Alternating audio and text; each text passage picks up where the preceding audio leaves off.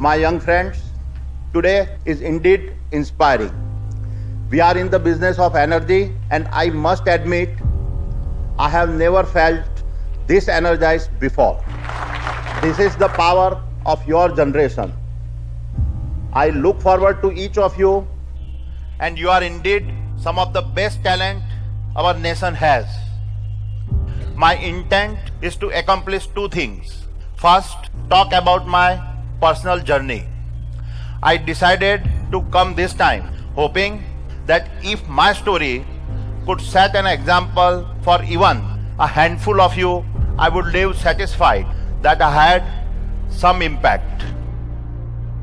Second, paint the picture of the incredible opportunity ahead of you. Now let me talk about my personal journey that is tightly interwoven with the India growth story. I also hope embedded with this story you found some nugget that inspire you to do your part, to become an entrepreneur and work to build a greater India. I was 16 years of age when I left studies. I was a good student, but because of my family circumstances, I had to drop out of school. I left home having learned two core values from my father. First, commitment to the promises you make to yourself, and commitment to the promises you make to others. Both of these have to be in absolutely harmony. Second, avoid over-analysis of situations and have the courage to make quick decisions based on your natural instincts. I have followed both this value in every action I have taken. Having left studies, I moved to Mumbai in 1978.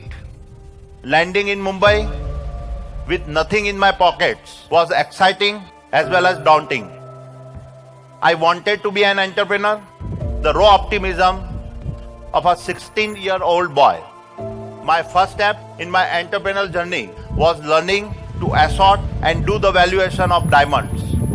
In less than 3 years, I had started my own diamond trading brokerage. I still remember my first trade with a Japanese buyer and my commission of rupees 10,000. I felt terrific that I had created this opportunity by myself, and for a teenager, there could not have been a greater confidence booster to get started. An essential part of my learning throughout is that everyone gets opportunity in their life. So will you. However, the two questions you will need to answer. Can you connect the dots early enough to recognize the opportunity coming at you? And then, do you have courage to relentlessly chase it down? Let me elaborate how essential these two principles have been to me. It was 1984, the new phase of India, open to economic liberalization. A slew of reforms were announced. This was an opportunity I acted on instantly to start my import business, which in turn laid the foundation for the global trading business I was to build. In 1989, here again, I saw an opportunity to move quickly and establish a global trading house dealing in polymers, metals, textiles and agro products. We grew so rapidly that within 2 years, we had become the largest trading house in the country, overtaking long-established market leaders. Thereafter, in 1994, we executed on our first IPO. While the IPO was successful, it opened my eyes to another opportunity. All that we had was raw enthusiasm. All that we had was a belief in ourselves. Rest is the history. My young friends, less than a decade, we were largely known as a trading house and a one-pot company.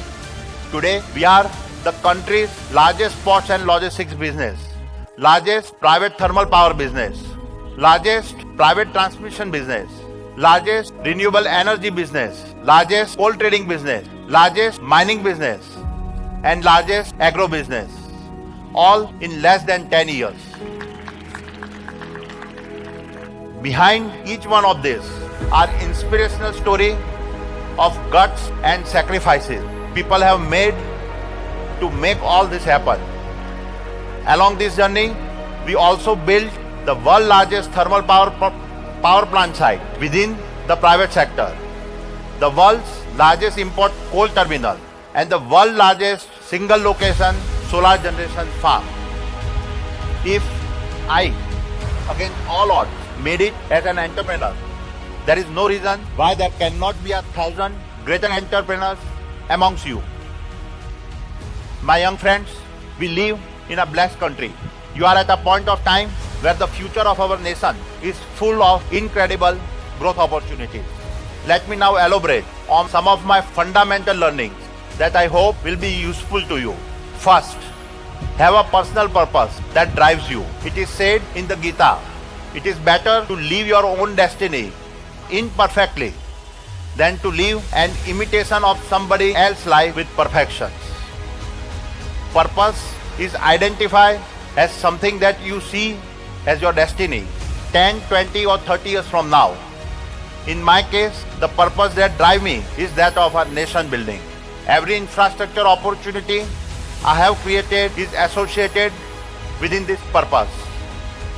We have tried to build world-class facilities India can be proud of. It is my power of purpose that keeps alive my will to win. We also created significant shareholder value.